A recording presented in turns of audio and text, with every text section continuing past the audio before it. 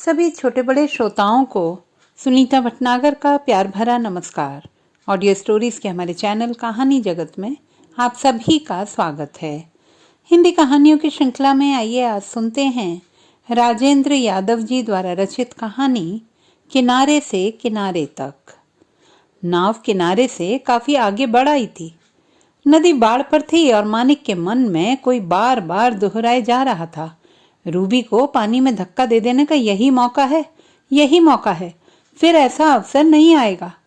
मटमैले पानी के झपटते भंवरों में नाचता नारियल काली काली गेंद की तरह लहरों के हाथों इस तरह लुढ़कता चला आ रहा था जैसे मजबूर डूबते आदमी का सिर हो, कभी छिप जाता कभी निकल आता।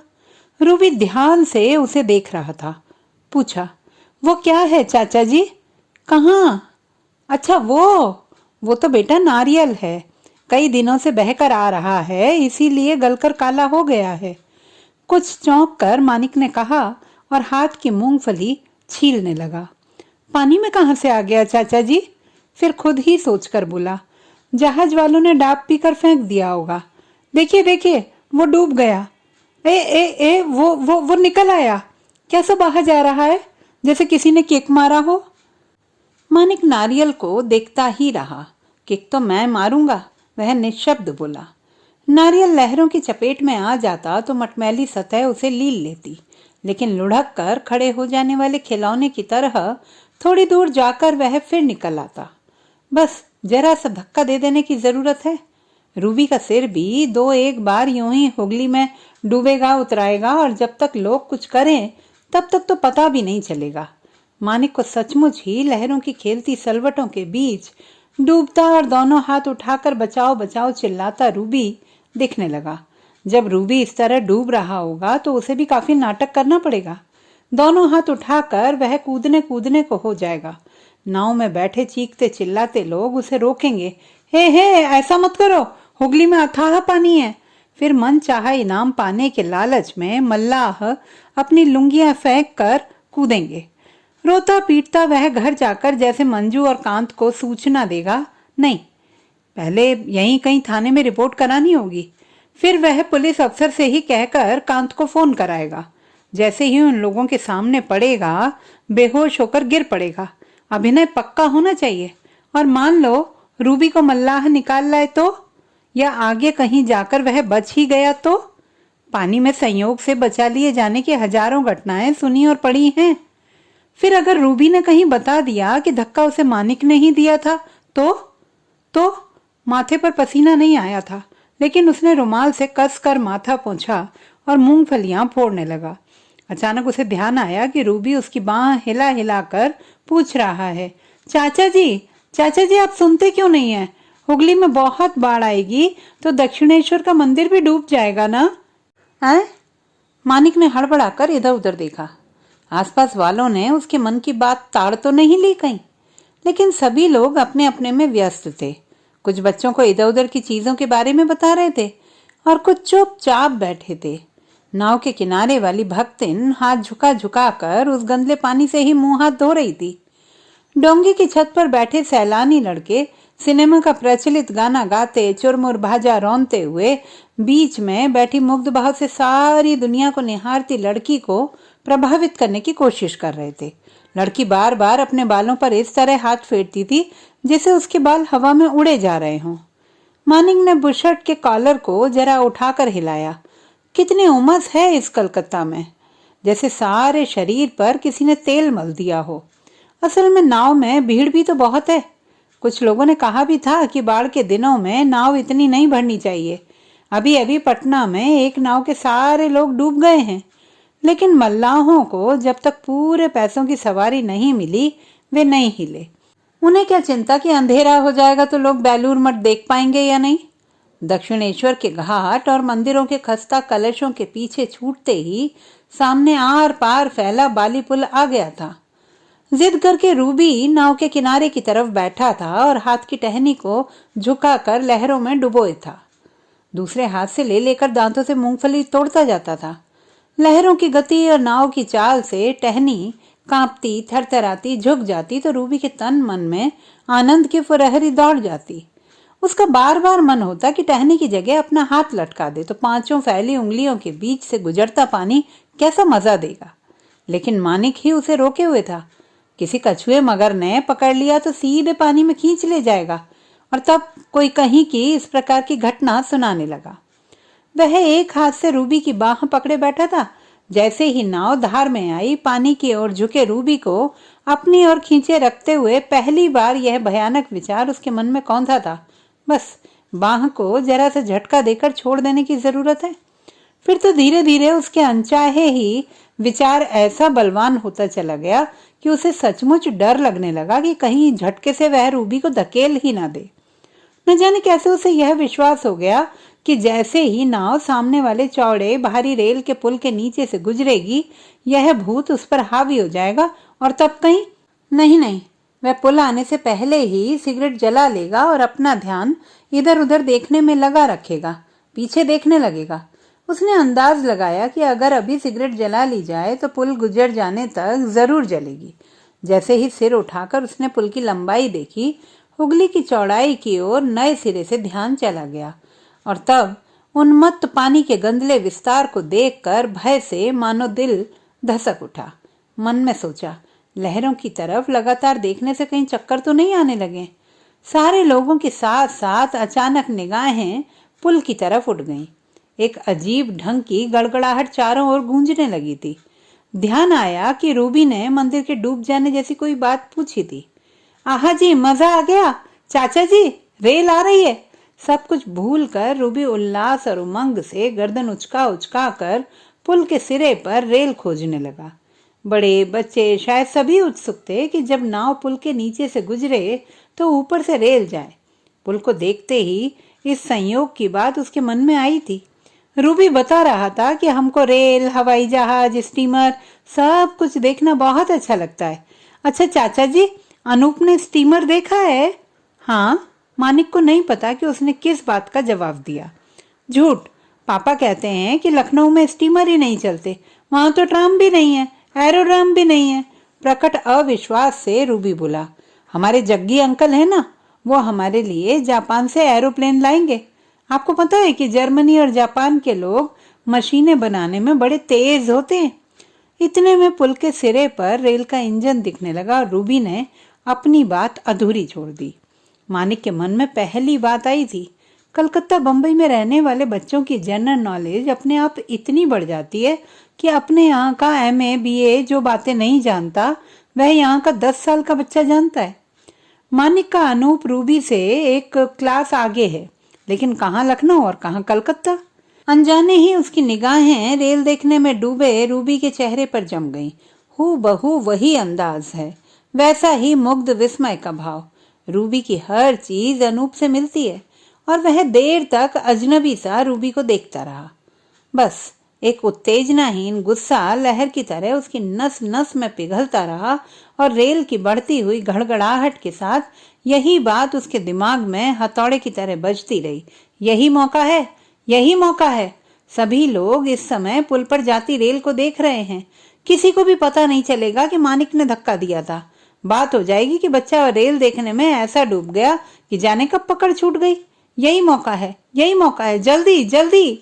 धड़ धड़ धड़ धड़ धड़ धड़ धड़ धड़ धड़ धड़ रेल सारे पुल को हिलाती और वातावरण को गुंजाती चली जा रही थी और मानिक का दिल जोर जोर से धड़क रहा था। उसे अपने भीतर एक दूसरे को काटती निरंतर ऊंची होती 2 आवाजें एक साथ सुनाई दे रही थी। कहीं मैं इस बेचारे को धक्का ना दे दूं, धक्का देने का यही मौका है। अगर सचमुच गिरा दिया तो क्या जवाब दूंगा मंजू और कांत को? इसीलिए घुमाने ले गया था। अजीब हालत थी, जैसे सुनसान गुंबद में सैकड़ों आवाजें, प्रतिध्वनियां, अधूरी तस्वीरें एक दूसरे में गडमड हो गई थी।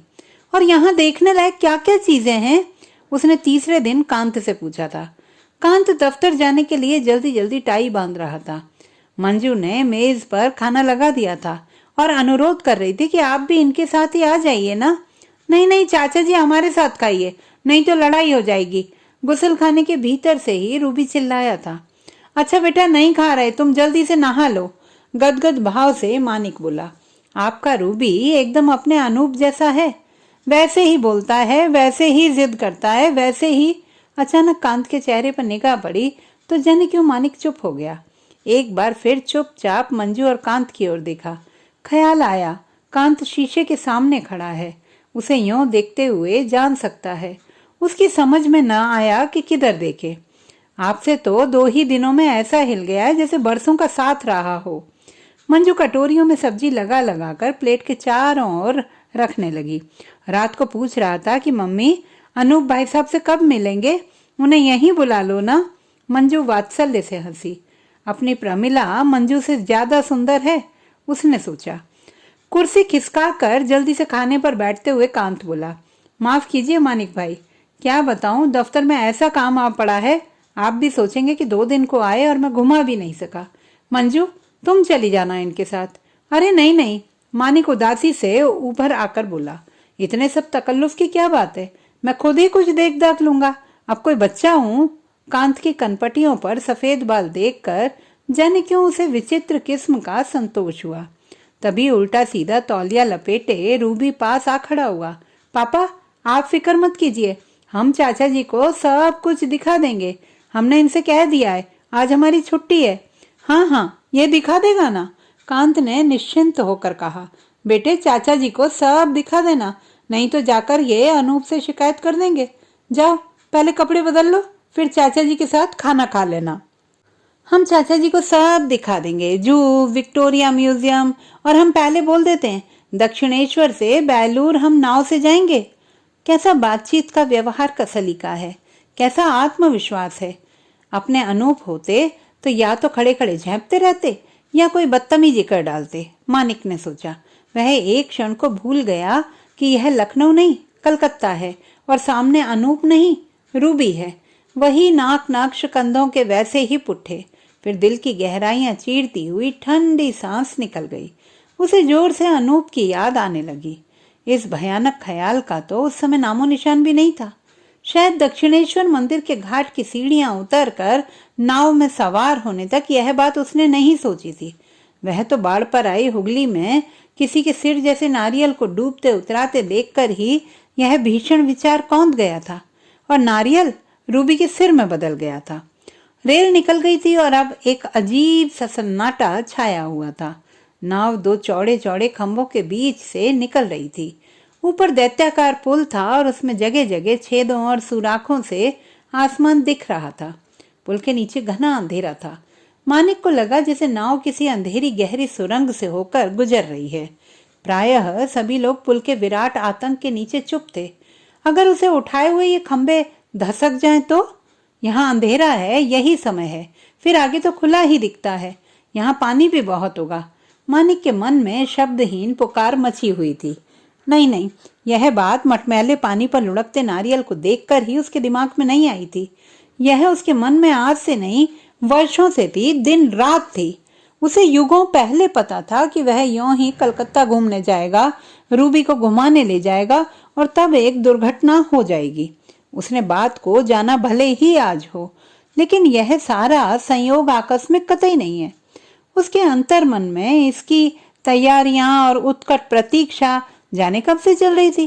कोई था उसके भीतर बैठा जो निहायत ही धीरज से इस क्षण की ही तो राह देख रहा था। चाचा जी, आपकी तबीयत ठीक नहीं है क्या? उसने सुना। रूबी उसकी ओर मुड़कर अनुरोध से पूछ रहा था। वह अभिभावक था ना, उसे चाचा जी को सभी कुछ दिखाना ही नहीं था, उनके स्वास्थ्य की भी चिंता करनी थी। मानिक गौर से अपलक उसे देखता रहा। और रूबी? नहीं, रूबी के पार देख रहा था वो। रूबी के सवाल से अपने आप में लौट आया था। फिर पूछा, क्यों, क्या हुआ? आप हमारी बात सुन ही नहीं रहे हो। हम पूछ रहे हैं उस स्टीमर बोट का नाम पढ़ सकते हो? दूर हावड़ा की तरफ से चौड़ी चिमनी से धुआं उगलती एक स्टीम बोट इसी तरफ तेजी से चली आ रही थी। नाव अब पुल के नीचे से निकल आई थी। बोट पर लिखे अक्षर सफेद सफेद बूंदों से लग रहे थे और पढ़े नहीं जाते थे। मानिक हार मानकर बोला, हमसे नहीं पढ़े जाते। उसके मन में पछतावा हो रहा था कि ऐसा अच्छा अवसर यूं ही निकल गया।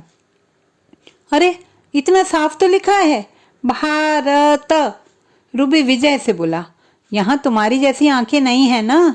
एक गहरी सांस ली। लेकिन रूबी फिर बात आदि छोड़कर एक बड़ी सी लहर को अपनी ओर आते देखता रहा। स्टीम बोट के चलने से लहरों का एक पूरा रेला नदी के पाट को घेरता चल रहा था, लेकिन बोट इतनी दूर थी कि यहाँ आते आते दूसरी लहरों जैसा ही रह गया था। फिर भी रूबी और दूसरे बच्चे बड़ी व्याकुलता से उसके आने की राह देख रहे थे। लहर नीचे आई तो नाव ने झूले की तरह 2-3 बार हिचकोले खाए। रूबी आनंद से हाँ हाँ करने लगा। मानिक मुग्ध भाव से उसे देखता रहा। देखो कैसे निश्चलता से हर चीज पर खुश हो रहा है। उस बेचारे को शायद पता भी नहीं है कि उसकी बाह पकड़ा यह आदमी मन में क्या मंसूबे पका रहा है, और किसी भी क्षण एक पागलपन उस पर आ सकता है कि हंसते खेलते इस बच्चे को धक्का मार कर पानी में धकेल दे। लेकिन क्यों जी, सुनते हैं बच्चों का सहज ज्ञान बड़ा तेज होता है। वे आदमी की अच्छी बुरी इच्छाओं को तुरंत भांप जाते हैं। कहीं रूबी को भी ऐसा कुछ लग तो नहीं गया? तभी तो पूछ रहा था कि आपकी तबीयत खराब तो नहीं है। अब उसे याद आया कि रूबी ने उससे तबीयत की बात पूछी थी। क्यों? उसने फिर ध्यान से रूबी को मानो पहली बार देखा और एक नया विचार उसके मन में आया। मान लो इसे धक्का दे भी दूं तो इस गरीब को क्या पता चलेगा कि मैंने ऐसा क्यों किया? और जो दाह मानिक के मन में है उसके लिए वह कहाँ जिम्मेदार है? अकारण ही एक अजीब सी करुणा उसके मन में उमड़ आई। उसने प्यार से रूबी के कंधे पर हाथ रखा और आंसू भरी आंखों से किनारे के बंगलों और घाटों को देखता रहा। नवाबी जमाने में भक्तों और सैलानियों ने बनवाए होंगे। मन ही मन बोला, तू ही बता रूबी बेटे, मैं क्या करूं? इन काई लगी टूटी फूटी इमारतों में कभी जिंदगी चहकती रही होगी, इत्र शराब और धूप की खुशबू उड़ती रही होगी। रात को जाने कब कब तबला और घुंघरू खनकते रहे होंगे, लेकिन आज तो किसी को भी ख्याल नहीं आता उन मरे हुए लोगों की छातियों में भी ईर्ष्या, प्रेम, क्रोध, दया की भावनाएं आती जाती थी। लोग शायद खुद मेरे बारे में भी यह जान नहीं पाएंगे। 6 साल लगातार 6 साल मैं कैसी अजीब मध्यम आग में भुनता रहा हूँ। कोई नहीं जानता मेरी व्यथा को, कोई नहीं जानता। प्रमिला, अनूप, अनुपमा, कोई भी नहीं। शायद मैं भी तो खुद उसके वास्तविक स्वरूप को नहीं समझ पाता। बस व्यथा है कि पुरानी चोट की तरह दुखने लगती है। किससे कहें उसे? किसी से कह भी तो नहीं सकता। अबे ऐसे तैयार बैठा था, थोड़े दिन तो रुकता कम से कम। शादी के बाद 2-1 साल या ये सारी झंझटें पालनी ही नहीं चाहिए थी। अनूप के जन्म की खबर मिली तो एक दोस्त ने कंधे पर हाथ मारकर कहा था, हाँ यार मैं तो खुद भी नहीं चाहता था, लेकिन वह झेप गया। वह इसी तरह के आक्षेपों से डर भी रहा था। शादी के 10वें महीने ही बाप बनने की उसकी उतावली पर लोग मजाक नहीं बनाएंगे तो और क्या करेंगे? उसे एक अनजान खुशी भी थी। बच्चे को पालना तावलत चाहे जितनी हो, लेकिन चलो इस झंझट से भी मुक्ति मिल गई। अब जब वह 45 का होगा तो 22-24 साल का जवान लड़का सामने होगा। वह अनूप को गोद में लेता और न जाने किस आश्चर्य लोक में खो जाता। यह कैं कैं रोता और आंखें मचाता बच्चा ही एक दिन इतना बड़ा हो जाएगा कि और लड़कों की तरह हाथ छोड़कर साइकिल चलाया करेगा। जाने कितने लोगों ने बताया कि माथा हूबहू मानिक से मिलता है और आंखें और नाक प्रमिला पर गई हैं। ठोड़ी की बनावट पर भी मानिक की झलक है। सोते हुए अनूप को देखकर वह घंटों यही सोचा करता था कि बच्चों में माँ बाप का हुलिया आखिर कैसे उतर आता है। उसे अनाम सी खुशी होती।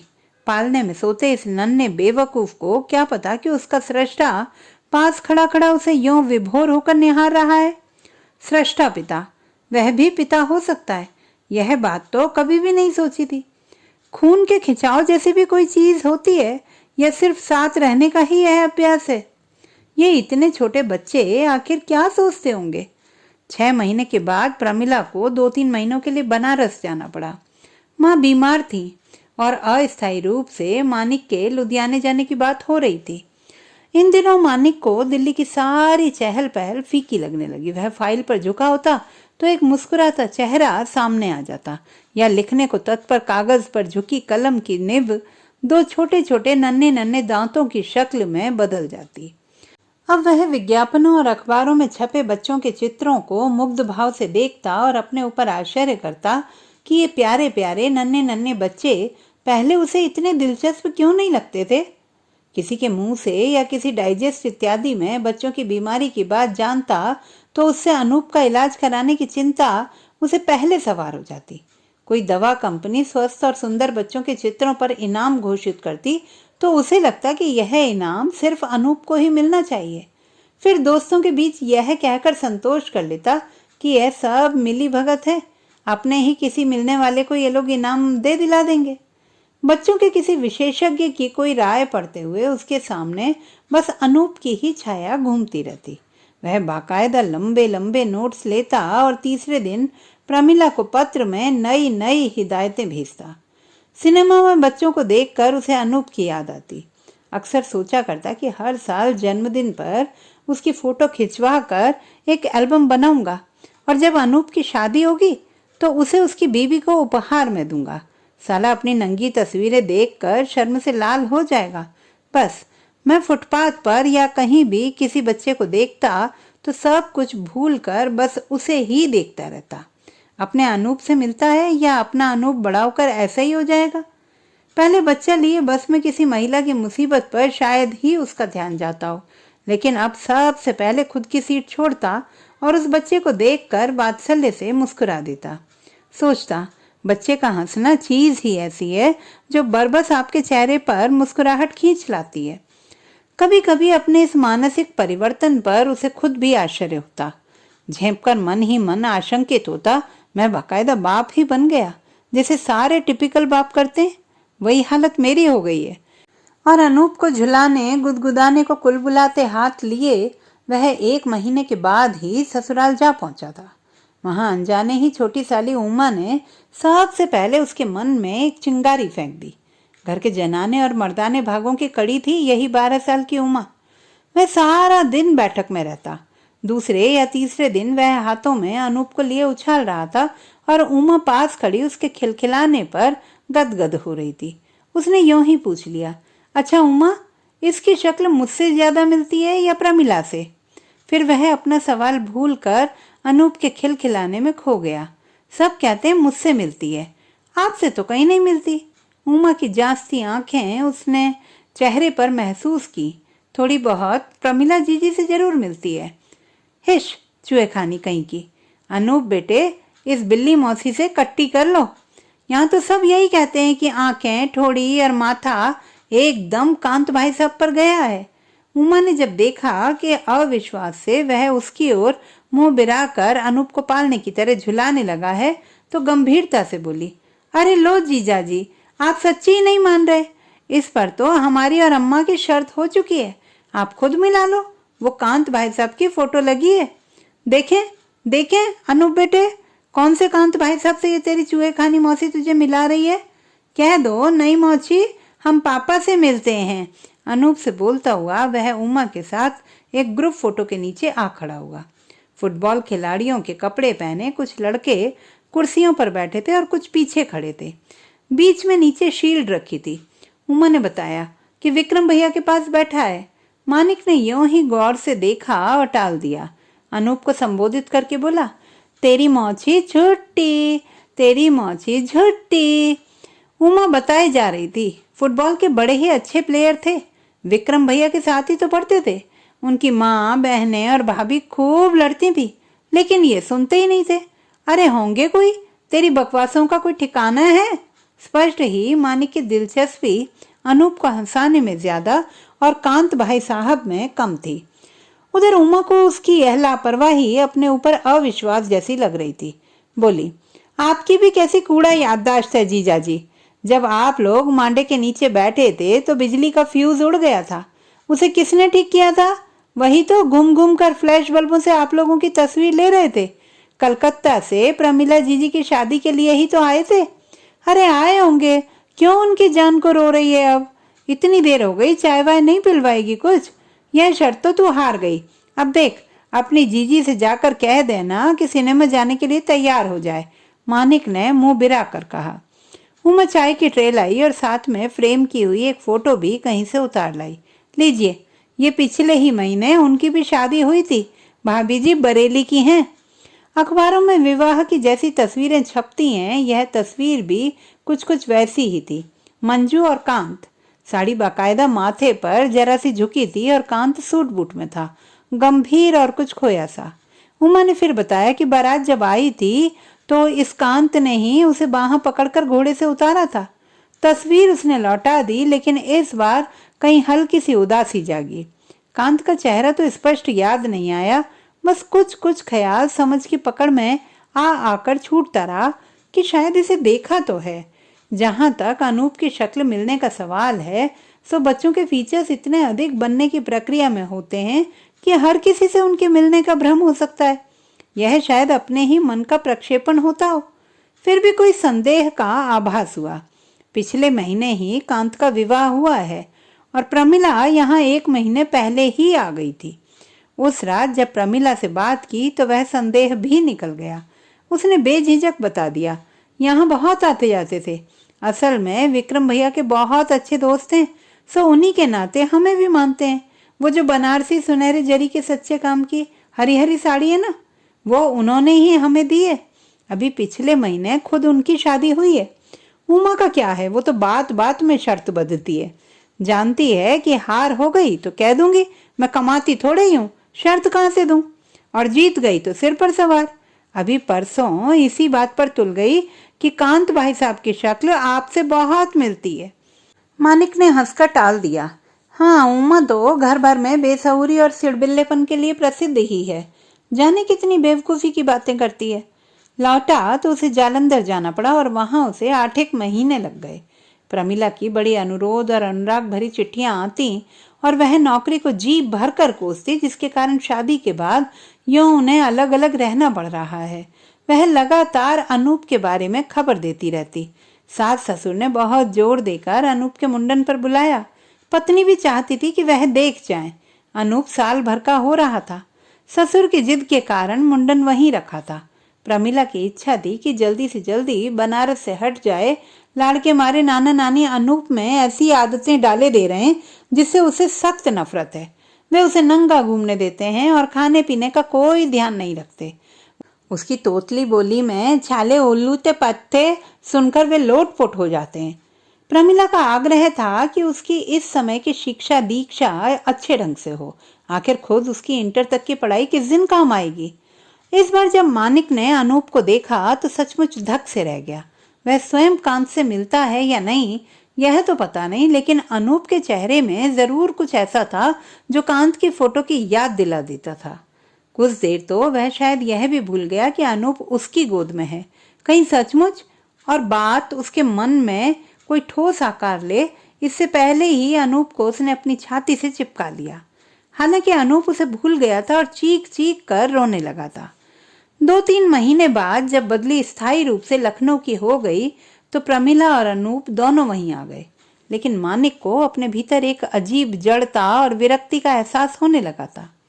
हमेशा उसके मन में एक आशंका धड़कती रहती कि कहीं प्रमिला के सामान, कागजों या कपड़ों में कोई कांत का पत्र या कोई ऐसी वैसी चीज न मिल जाए। वह यूं ही साइकिल पर बैठा अनूप को बाजार ले जाता, सुबह देर तक उसके साथ गेंद खेलता और रात को छत पर लेटकर उसे दुनिया भर की कहानियां सुनाता। उसकी हर उल्टी सीधी जिद पूरी करता, लेकिन कोई चीज थी जो उसे लगातार भीतर कुरेदती रहती थी। अकारण ही अक्सर एक अनजानी झुंझलाहट का ज्वार उसके भीतर उमड़ आता और इच्छा होती कि अनूप को उल्टा लटका दे। उसकी किसी शैतानी या जिद पर वह ऐसे जोर से तमाचा मार देता कि गालों पर उंगलियों के निशान बन जाते और बाद में कई दिन तक उसका मन खराब रहता। वह उसे पुचकारता और मनाता। चौके में खाना बनाती या चटाई पर मशीन चलाती प्रमिला को चुपचाप बिना जताए देखता रहता और फिर खुद ही सिर झटक कर जल्दी जल्दी अपने गालों पर हजामत का साबुन लगाने लगता। नहीं नहीं, छी छी, मेरे मन में भी न जाने क्या क्या बातें आती रहती हैं। ऑफिस में काम करते करते उसे जाने क्या होता कि वह उंगलियों पर हिसाब लगाने लगता। अनूप शादी के ठीक 10.5 महीने बाद हुआ है, यह भी नहीं कि 7-8 महीने का ही हो। और फिर ऐसी बात सोचने के लिए खुद ही अपने मन को धिक्कारने लगता। लेकिन हमेशा मन में इस धिक्कार के बने रहने के बावजूद पत्नी के प्रथम मिलन का एक एक ब्यौरा उसकी आंखों के आगे आता जाता। बल्कि वह प्रयत्न कर करके याद करता कि शायद उस दिन की कोई ऐसी बात ध्यान में आ जाए कि मन के संशय को कोई सहारा मिले। प्रमिला के व्यवहार में या सारी स्थिति में हो सकता है कि वह उस समय शादी के नशे में खोया रहा हो कि ऐसी बात निगाह से ही चूक गई हो, अब सोचने से याद आ जाए और किसी नतीजे पर पहुंचने में सहायक हो। उसके मित्रों और पुस्तकों ने अबोध और कुंवारी लड़की के जो लक्षण बताए थे वे तो सब ज्यों के त्यों नहीं मिले, लेकिन कुछ ऐसा भी नहीं मिला जो प्रमिला के अनुभवी होने को सिद्ध करता हो। उसके व्यवहार में भी बाद में ऐसा कुछ नहीं पाया कि लगे कि उसे किसी की याद आती रहती हो, बल्कि अपने पहले मिलन पर मानिक को कहीं गहरा संतोष ही मिला कि प्रमिला एकदम अनाड़ी और बेवकूफ है। बाद में भी अच्छी मनह स्थिति में वह उसके अज्ञान पर उसे चिढ़ाता और उसकी झेप का मजा लेता रहता था।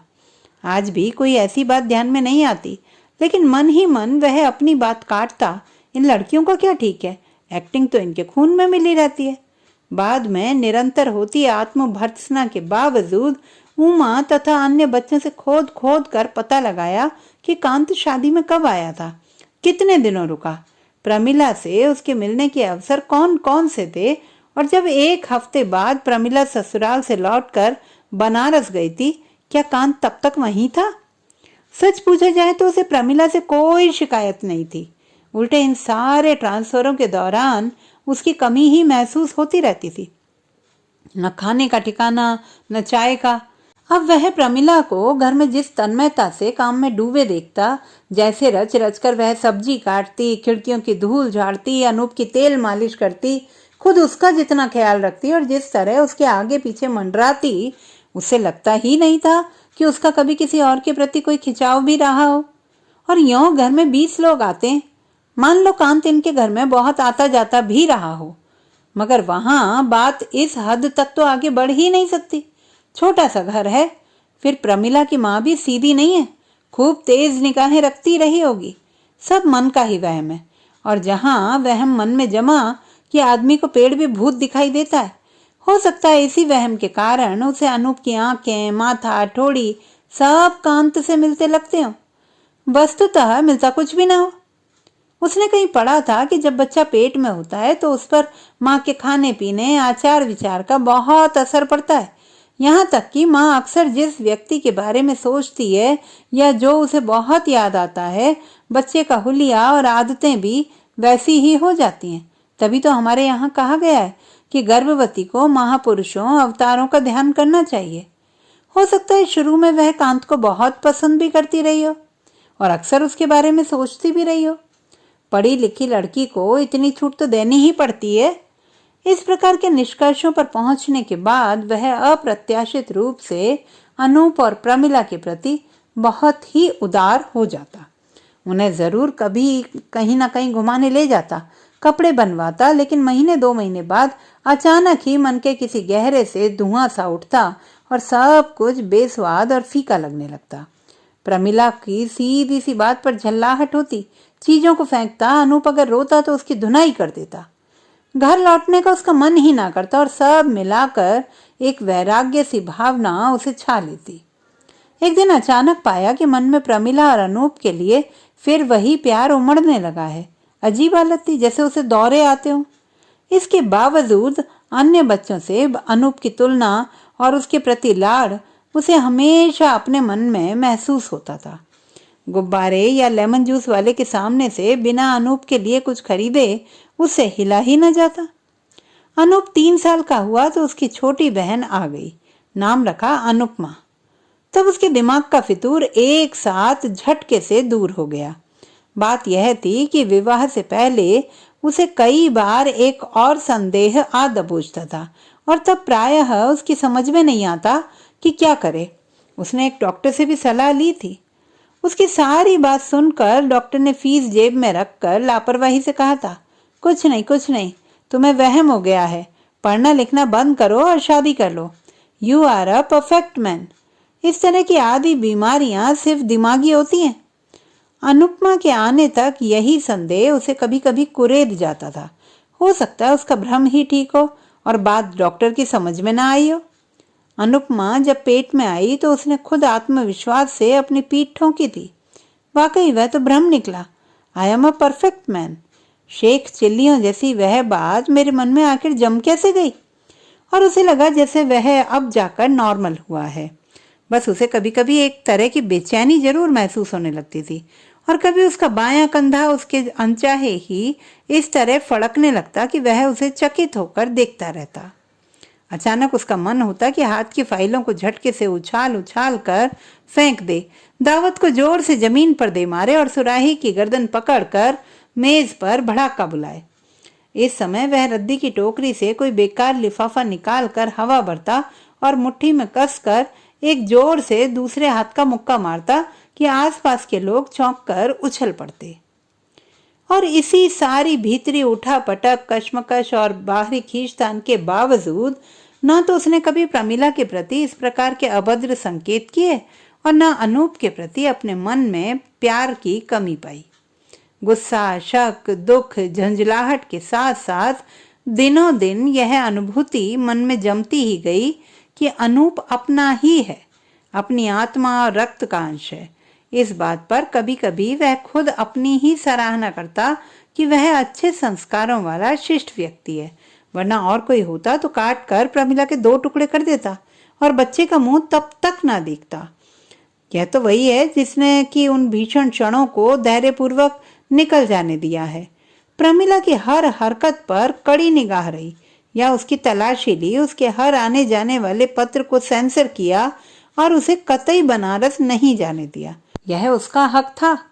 कभी कभी जब वह उंगली पकड़े अनूप को कहीं ले जाता, साथ सुलाता या उसकी गैली से बांधता, तो उसके अधिकार पूर्वक किए गए आग्रहों को देखकर एक टीस जैसा विचार कौंध कर रह जाता। जिसकी वह उंगली पकड़े ले जा रहा है, जिसे साथ सुलाता है, या जिसकी टांग गोद में रख कर जूतों के फीते कस रहा है, या जिसे साबुन से मल मल कर नहला रहा है, उसे क्या पता कि वह किसका लड़का है, उसका बाप कहाँ है। इस बात को शायद बाहर वाला आदमी कोई भी नहीं जानता हो सकता है कांत या प्रमिला को खुद पता ना हो। जब वह किसी बच्चे को किसी के कंधे पर लदा हुआ जाते देखता तो मन ही मन पूछता, इस गदगद होकर चले जाते बुद्धू को ही क्या गारंटी है कि उसके कंधे पर चढ़ा बाल खींचता या आइसक्रीम खाता बच्चा खास उसी का बेटा है, या ये साहब खुद अपने बाप के ही बेटे हैं। फिर वह निहायत ही तटस्थ होकर सोचता, अच्छा मान लो इस सामने वाले व्यक्ति का बाप एक्स नहीं वाई था, और एक्स ने जिंदगी भर इसे अपना बेटा मानकर पाला, तो इससे खुद इन्हें कहाँ फर्क पड़ा। मेरा बाप कपूरचंद ना होकर हरिमोहन थे, लेकिन मैं तो जो हूं सो हूं। मेरे लिए यह बात जिंदगी और मौत का सवाल क्यों बने कि अगर कपूरचंद ने मुझे अपना बेटा कहकर पाला है तो कपूरचंद को ही मेरा सृष्टा भी होना चाहिए। मेरे आने का निमित्त कपूरचंद हो या हरिमोहन, मेरे लिए तो दोनों एक ही जैसे हैं। जो मेरे सामने है मुझे तो उसी से मोह है। आदमी को यह ललक क्यों है कि सृजन के उस विशेष क्षण में आने वाले बच्चे का निमित्त भी वही बने। अच्छा मान लीजिए मैं जिंदगी भर यही विश्वास करके बच्चों को पढ़ाता, पालता, पोसता कि इसके जन्म का निमित्त भी मैं ही था, और यह बात आखिर में जाकर खुलती कि मैं जिंदगी भर भ्रम में रहा, तो इससे सचमुच मेरी सारी जिंदगी निरर्थक कैसे हो गई। मेरे जीवन में पितृत्व के वे सारे गदगद संवेग और विभोर संवेदन, हर रात से चलते बच्चे को देखकर मन में आया हुआ वह तन्मय विस्मय का भाव, और वह अपने अणु अणु से निछावर हो जाने वाला प्रसन्न समर्पण, वह सब इसी एक ज्ञान से अंजिया और झूठा कैसे हो जाएगा। मानिक को जाने कैसे यह विश्वास हो गया था, और अपने इस विश्वास से बड़ा संतोष भी होता था कि ये इधर उधर दिखने वाले कुछ ही बच्चे अपने असली बापों के हैं, बाकी तो यूं ही किन्हीं दूसरों के नामों से चल रहे हैं। और एक उत्तेजनाहीन गुस्से से इस समस्या का हल रखता कि अगर इनकी माओं को उल्टा लटका कर लगातार कोड़ों से धुनाई की जाए, तब शायद वे कबूलें कि कौन किसका बेटा है। दुनिया के भूत और वर्तमान इतिहास में जाने कितने लोग अपने बाप के बेटे होंगे। इस महत्वपूर्ण प्रश्न की ओर पहले उसका ध्यान क्यों नहीं गया था। ताज्जुब तो यह है। इस तरह बात को फैला कर वह उड़ा जरूर देता, लेकिन एक तस्वीर इन सारे दिनों उसकी चेतना पर घाव की मक्खी की तरह मंडराती रही है, जो घूम घूम कर आंखों के सामने आ जाती है। वह बातें कर रहा होता, खाना खा रहा होता, सोने की कोशिश कर रहा होता तो समय असमय कहां से अंधेरे में वह तस्वीर उभरती चली आती है। वही मर्दाना कमरा है जहां अक्सर उसे ससुराल में ठहराया जाता है। धुंधलके का समय है और घर वाले लोग जाने कहाँ गए हैं। निवाड़ के चौड़े पलंग पर 2 व्यक्ति लेटे हैं, लंबाई में नहीं चौड़ाई पार करते हुए, इस तरह कि दोनों की टांगें सामने की ओर लटकी हैं। कांत की दी हुई बनारसी हरी साड़ी से घिरी प्रमिला की टांगें हैं। जरी के चौड़े सुनहरे बॉर्डर के नीचे महावर लगे छोटे छोटे गोरे पंजे झूल रहे हैं। रंगीन सुर्ख सैंडल नीचे पड़े हैं, शायद सरक कर नीचे गिर पड़े हैं। उन पंजों के पास ही ग्रे पैंट के नीचे पॉलिश से चमकते 2 काले डर्बी जूते हैं। प्रमिला चित्त लेटी है और उस पर झुका हुआ है कांत। प्रमिला रो रही है और कांत बार बार उसके बालों पर हाथ फेरता है, उसके होंठ और पलकें चूमता है। उसके चौड़े चौड़े हाथों में प्रमिला के मेहंदी लगे हाथ हैं, जिनकी उंगलियों में अंगूठियां झिलमिला रही हैं। कलाइयों में हरी लाल चूड़ियां हैं, सांप के मुंह वाले सोने के कड़े हैं, घड़ी है। प्रमिला ससुराल से लौटकर आई पराई हो गई है, शायद दोनों रो रहे हैं। इस तरह कांत जाने कब तक उसकी छाती पर सिर रखे लेटा रहा है। तभी अचानक उठने का प्रयत्न करते हुए वह कहती है, नहीं कांत नहीं, अब यह नहीं, देखो अब यह सब नहीं। वह कहना चाहती है कि अब मेरी शादी हो गई है, लेकिन कांत उसे उठने ही नहीं देता, होंठों पर होंठ रख देता है। प्रमिला प्रमिला डार्लिंग, मुझे रोको नहीं, अब फिर पता नहीं जिंदगी में कभी मिलना होगा या नहीं, फिर कभी तुम्हें छू भी सकूंगा या नहीं, बस इसी बार।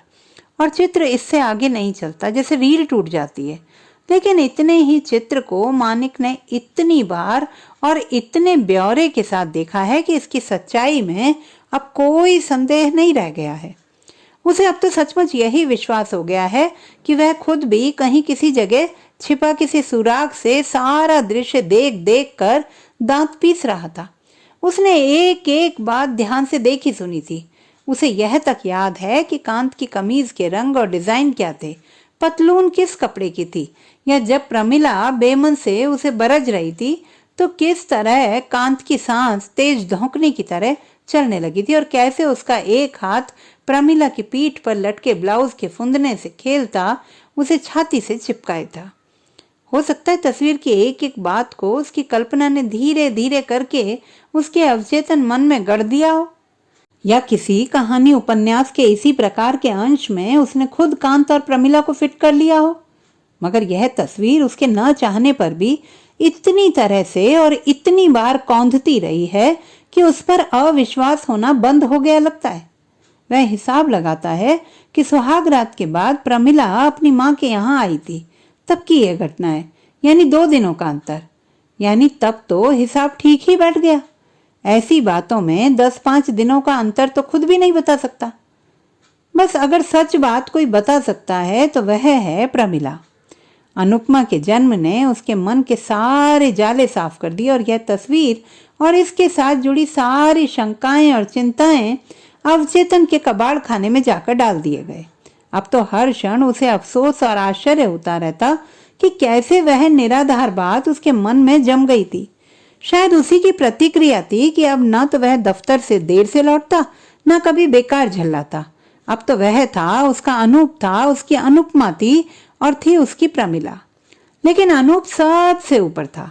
सुबह वह उसको स्कूल छोड़ने जाता, बीच में प्रमिला उसे टिफिन देने जाती, और सांझ को स्कूल की ड्रेस में जब वह थैला घुमाता आता और खाने के लिए जल्दी मचाता तो सारा घर चहक उठता था। मानिक को एक सांत्वनामयी खुशी थी कि दुनिया भर की तस्वीरों और शंकाओं के बावजूद यह चहक घर में गूंजती रहती थी। यह नहीं कि पहले की कोई बात ख्याल में आती ही ना हो, लेकिन न तो पहले जैसी उसमें कोई हिंस्र कड़वाहट होती, न आत्मघाती दंश। खासकर जिस समय अनूप कुछ असाधारण काम करता या बहुत समझदारी की बात करता तो कहीं बहुत धुंधला सा मन में जागता, साला बड़ा इंटेलिजेंट है, वर्ण संकर है ना, क्रॉस ब्रीड। अपने आप से पूछता, अच्छा इसे वर्ण संकर कहेंगे या जारज? अरे हटाओ भी, जारज ही हो गया तो ऐसी क्या मुसीबत आ गई? इसे जानता कौन है बाहर? दफ्तर के काम से मुझे कलकत्ता जाना है, एक दिन आकर मानिक ने बताया।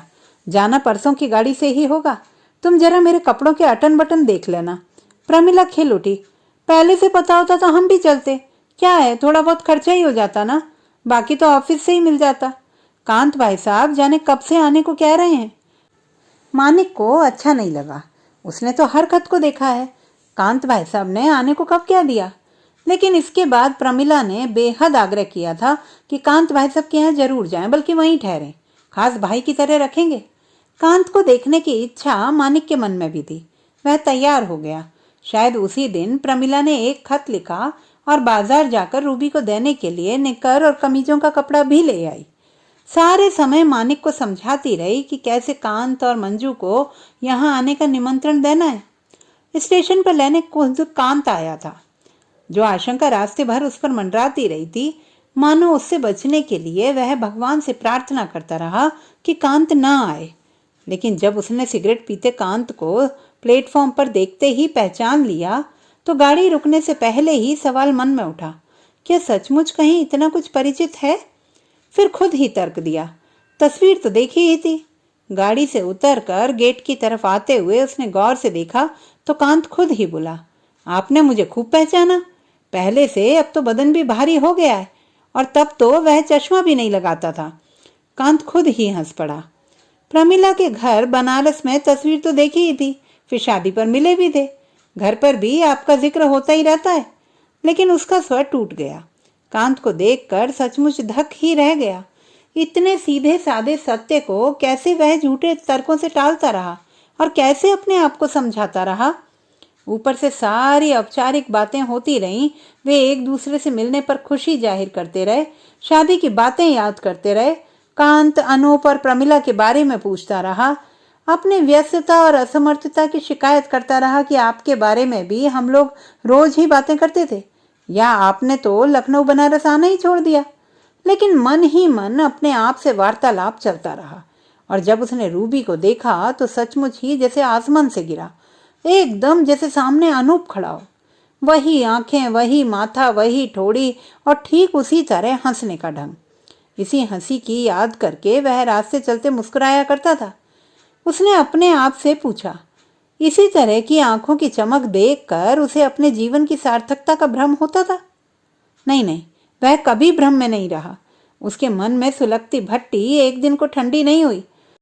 प्रमिला के झूठ और दिखावे ने उसे एक पल नहीं भरमाया, और उमा का गाड़ा हुआ कांटा एक निमिष को टीसना बंद नहीं हुआ। मक्कार, हरामजादी, ये शब्द पता नहीं किसके लिए उसने दांत पीस कर कहे। सिर्फ एक या दूसरे तर्क और बहानों का सहारा खोज खोज कर वह अपने को भुलाने की ही कोशिश करता रहा है। कभी यह भुलाने का काम शराब करती थी, और कभी भगवान का कीर्तन या दफ्तर में देर तक बैठना। बस खींचतान यही रही है कि उस ओर ध्यान न जाए। गलतफहमी उसे कतई नहीं है। अकारण ही उसे याद आया कि प्रमिला ने किस प्रकार जिद करके उसे नाना नानी के यहाँ से हटवा दिया था। अनूप में खराब आदतें पड़ती हैं। यार का लड़का था ना, तभी तो इतना ख्याल था कि अपने माँ बाप भी दुश्मन लगे। होता कहीं मानिक का तो पड़ा रहता कहीं। मानिक को होश नहीं रहा कि नाव कब नदी पार करके दूसरे किनारे आ गई और बेलूर की ओर के घाट को छूती हुई बढ़ती रही। रूबी की बाह पकड़े वह जाने कहाँ खोया अपने आप से पूछता रहा। 6 साल, पूरे 6 साल, रात और दिन, सुबह और शाम मैं मानसिक यातना के अंधेरे कुएं में घुटने की सजा भुगतता रहा। किस लिए?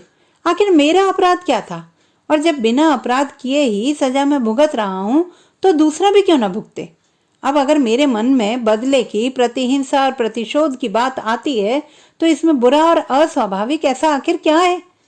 जिन्होंने या जिसने अपराध किया है, वे भी क्यों न जाने कि दंड भी मिलता है।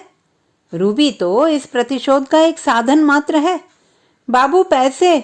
मल्लाहों ने बेलूर घाट से कुछ दूर पर ही नाव रोककर सारी नाव में घूम घूम कर किराया वसूल करना शुरू कर दिया था, और केवल घुटनों से ऊंची धोती बांधे एक पक्के रंग का नौजवान मानिक के कंधे पर हाथ रखकर पैसे मांग रहा था। चाचा जी, चाचा जी, शायद रूबी ने भी 1-2 बार पुकारा था, और तब वह हक बकाकर होश में आ गया था। जेब से पर्स निकालते हुए उसने देखा कि बेलूर के घाटों के ऊपर मंदिर खड़ा था। वो सीढ़ियां हैं ना, बस अभी वहां नाव पहुंचेगी और हम एकदम उछल कर घास पर चले जाएंगे। पिछली बार आए थे तो हम लोगों ने रबर के रिंग का खेल खेला था। रूबी बता रहा था। साय के सूरज की पीली पीली किरणें पानी और घास पर पेड़ों और इमारतों की आड़ लेकर आड़े तिरछे त्रिकोण बना रही थी। गेरुआ साफा कुर्ता और तहमद पहने दो सन्यासी ऊंचे किनारे पर चहलकदमी कर रहे थे। किनारा बहुत ही पास था और पैसों की वसूली के बाद नाव फिर से चली तो मानिक के मन में आया कि मान लो वह भी सन्यासी हो जाए तो प्रमिला और अनूप का क्या होगा। यह नहीं कि ऐसा विचार पहले उसके मन में नहीं आया, लेकिन पहले तो कहीं ना कहीं एक अनिश्चय भी था। शायद यह सब उसी का वहम हो। अब तो अनिश्चय की कोई बात ही नहीं है। फिर वह क्यों न यहीं रहे, यहीं खाए। उतरिए उतरिए चाचा जी। नाव एकदम सीढ़ियों के किनारे आकर लग गई थी और लोग जल्दी जल्दी उतर उतर कर ऊपर भागे जा रहे थे। नीचे की सीढ़ी पर पानी के कारण काई और बेहद फिसलनी मिट्टी की कीचड़ थी, इसीलिए वहां लोग अपनी अपनी धोतियों पैंटों को घुटनों तक उठाए थे और बहुत जमा जमा कर पांव रख रहे थे। फिर भी किसी न किसी का पांव फिसलने ही लगता था। एक बच्चे ने जैसे ही नाव से 12 पांव रखा कि उसका जूता दूर तक फिसलता चला गया। साथ वाले व्यक्ति ने झपट कर उसकी बाह पकड़ ली तो जैसे तैसे वह गिरते गिरते बचा, एक तरह लटका सा रह गया। देखो बेटे, तुम हमारा हाथ पकड़कर उतरो, लो, नहीं तो वैसे ही फिसल जाओगे। छोटे बच्चों को क्रेप के जूते पहनना किसने बताया? उसका स्वर अप्रत्याशित रूप से मुलायम हो गया तो वह स्वयं अपने स्वर पर चौंक उठा था। साथ ही पहली बार उसके मन में आया कि वे दोनों ही निरपराध हैं और यही एक बात दोनों को आपस में बहुत निकट ले आई है। नाव की कगार पर खड़े रूबी को एक हाथ से पकड़े अपने आप उतरने में मदद करते हुए मानिक की निगाहें फिर उसके चेहरे की ओर उठ गईं। पीली धूप उसकी एक कनपटी पर तिरछी पड़ रही थी और देर तक उसकी समझ में न आया कि जिसे इतनी सावधानी से वह उतार रहा है या जिसकी उंगली पकड़े एक एक कदम जमा कर सीढ़ियां चढ़ाता वह ऊपर लिए जा रहा है, वह अनूप है या रूबी। और स्वयं उन दोनों के चढ़ने से पहले सीढ़ियों पर चढ़ती दो बहुत लंबी लंबी छायाओं में छोटी वाली छाया के लिए उसके मन में उठती भावना है या प्रतिहिंसा। वही कद, वही उम्र, वही चेहरा, वही ढंग, वही दुलार और वही प्राणांतक टीस। तो दोस्तों, ये थी हमारी आज की कहानी। आपको कैसी लगी कमेंट बॉक्स में लिखना ना भूलें। चैनल को सब्सक्राइब करें, लाइक करें और मित्रों के साथ शेयर करें।